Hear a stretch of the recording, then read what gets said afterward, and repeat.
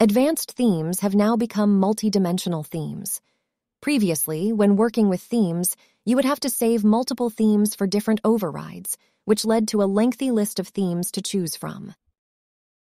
With multi-dimensional themes, we now provide the ability to categorize your themes into groups. This allows you to generate a matrix of potential combinations involving color themes, platforms, brands, density, languages, and more. Multi-dimensional themes significantly alleviate the need to create an excessive number of individual themes. To apply a particular theme, select one set from each of the groups that you want to apply. Each selected set of a group works in conjunction with the others and only overrides tokens if specified. Note that when connecting styles to tokens in a multi-dimensional theme, where some tokens depend on another token that changes its value between themes, styles will not change their value. This is because styles in Figma do not have a concept of references.